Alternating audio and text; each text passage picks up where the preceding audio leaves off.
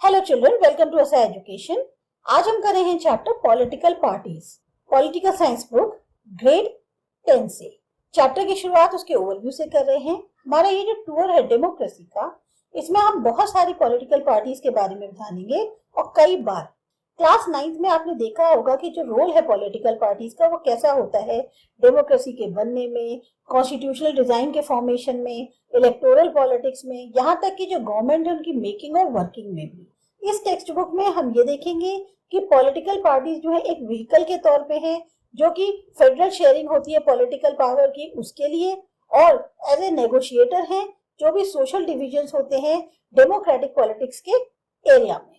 पर इस टूर को कंक्लूड करने से पहले, खत्म करने से पहले, हम एक ध्यान से देखेंगे कि नेचर और वर्किंग कैसी होती है पॉलिटिकल पार्टीज की, खास तौर से हमारी कंट्री में। शुरुआत हम दो कॉमन क्वेश्चन से कर रहे हैं। हमें पार्टीज की जरूरत क्यों है, कितनी पार्टीज जो है अच्छी होती है डेमोक्रेसी के। इन्हीं दोनों क्वेश्चंस के लाइट में हम इंट्रोड्यूस करेंगे कौन कौन सी नेशनल और रीजनल पार्टीज हैं इंडिया के अंदर, और फिर देखेंगे कि क्या गलत है इन पॉलिटिकल पार्टीज के साथ और उसके लिए क्या किया जा सकता है। पहला टॉपिक आता है कि हमें पॉलिटिकल पार्टीज की जरूरत क्यों है। पॉलिटिकल पार्टीज जो हैं सबसे विजिबल इंस्टीट्यूशन है डेमोक्रेसी।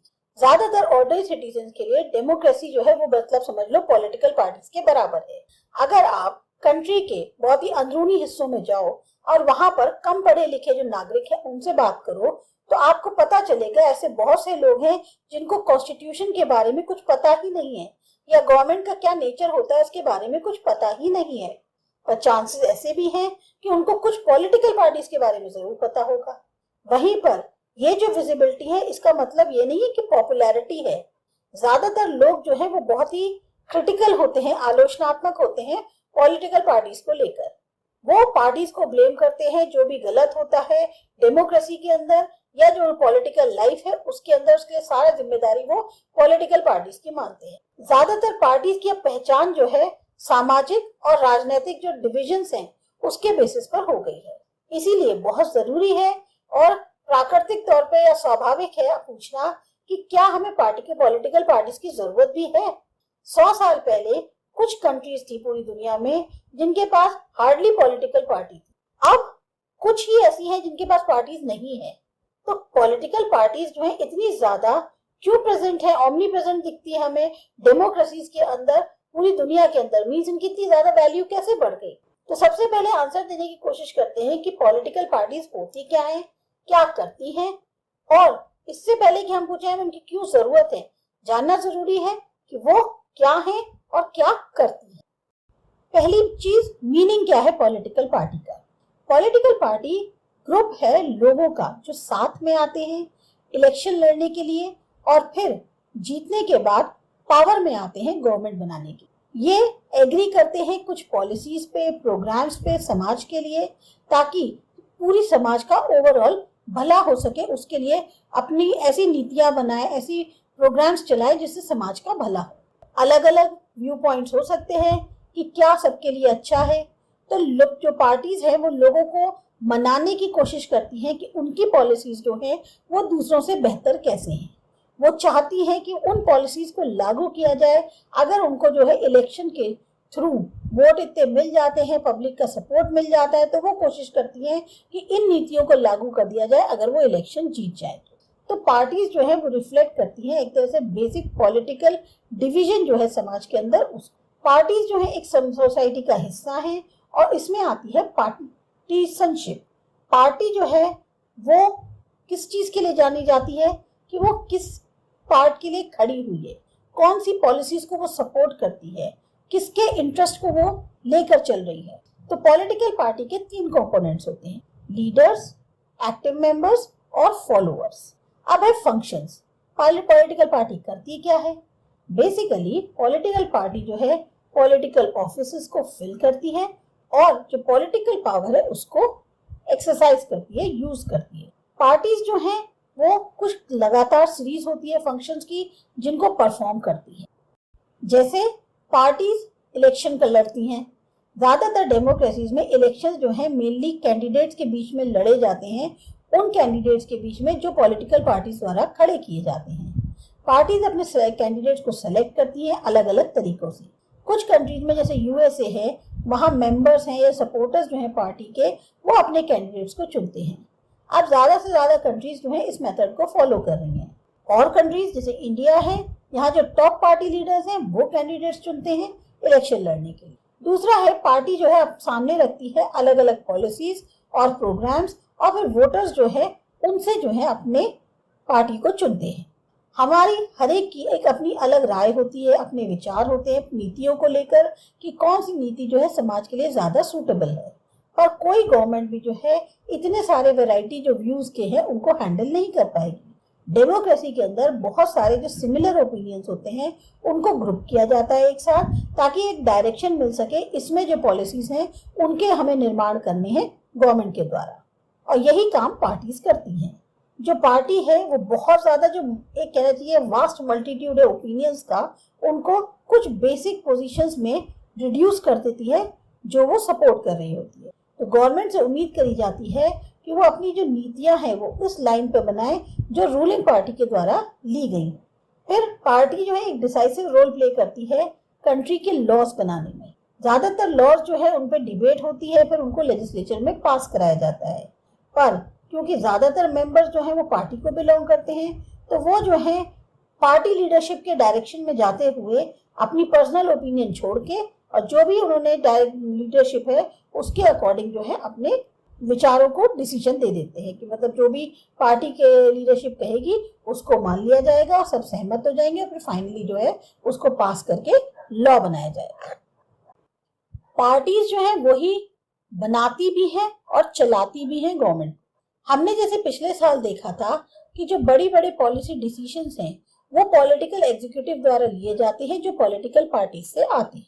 पार्टी जो है वो अपने लीडर्स को रिक्रूट करती है, उनको ट्रेनिंग देती है और फिर उनको मिनिस्टर्स बनाती है ताकि वो गवर्नमेंट को चला सके उस तरीके से जैसा वो चाहते हैं। जो पार्टी इलेक्शन में हार जाती हैं वो ऑपोजिशन का रोल प्ले करती हैं उन पार्टीज के खिलाफ जो पावर में है। अपनी अलग अलग राइज जो भी होती हैं उनको अब वो एक तरह से उठाती ही गवर्नमेंट के जो भी फेलियर्स हैं, उनकी गलत नीतियां हैं, उनको क्रिटिसाइज करते हैं। ऑपोजिशन पार्टी जो है वो भी समर्थन जुटाती है गवर्नमेंट के लिए। मतलब जैसे होता है ना, सारी ऑपोजिशन पार्टीज जो हैं वो विरोध में भी गवर्नमेंट के खड़े हो जाती हैं।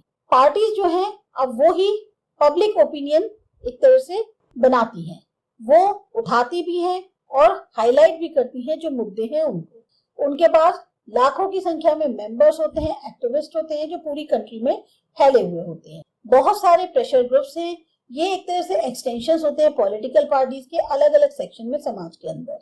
पार्टीज कई बार लॉन्च करती हैं मूवमेंट ताकि प्रॉब्लम्स को सॉल्व किया जा सके जो लोगों द्वारा फेस करी जा रही हैं। कई बार ये जो ओपिनियंस है सोसाइटी में ये पार्टी लाइन जो होती है उसके बेसिस पर चलती है।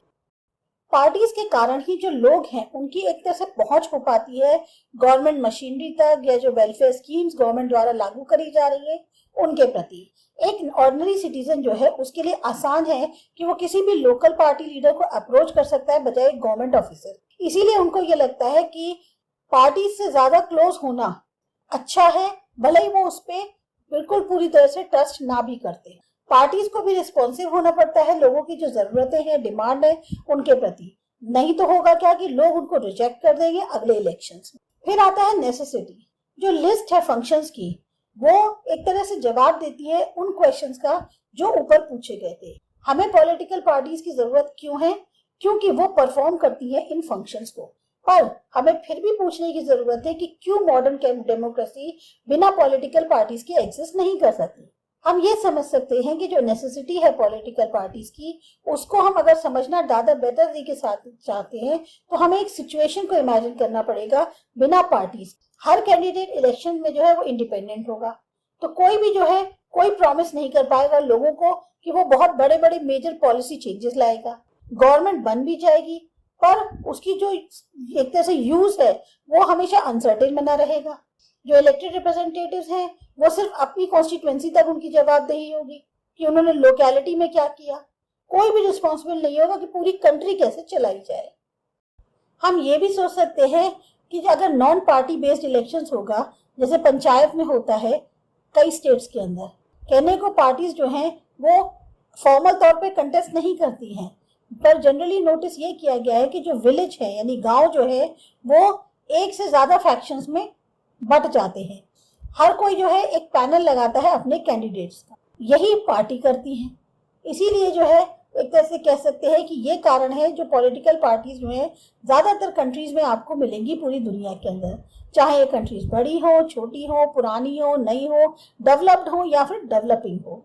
जो राइज है पॉलिटिकल पार्टीज का वो पूरी तरह से सीधे तौर पे जुड़ा हुआ है जो रिप्रेजेंटेटिव डेमोक्रेसीज हैं उनसे। हमने देखा था कि जो बड़ी बड़ी सोसाइटीज होती है उनको रिप्रेजेंटेटिव डेमोक्रेसी की जरूरत होती है।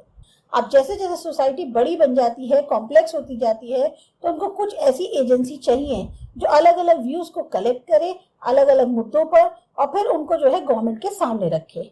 कुछ ऐसे रास्ते चाहिए जो अलग अलग रिप्रेजेंटेटिव्स को साथ लाए ताकि एक रिस्पॉन्सिबल गवर्नमेंट बनाई जा सके। एक ऐसा मैकेनिज्म चाहिए जो सपोर्ट कर सके, रोक सके गवर्नमेंट को, पॉलिसीज बनाए, जस्टिफाई करे या उनका विरोध करे। पॉलिटिकल पार्टीज इन सारी नीड्स को फुलफिल करती हैं क्योंकि हर रिप्रेजेंटेटिव जो गवर्नमेंट का है उसके लिए। हम ये कह सकते हैं कि पार्टीज जो है बहुत ही नेसेसरी कंडीशन है किसी भी डेमोक्रेसी के अंदर। इसके बाद जो हमारा अगला टॉपिक है वो है कि कितनी पार्टीज होनी चाहिए। ये करते हैं अगले वीडियो।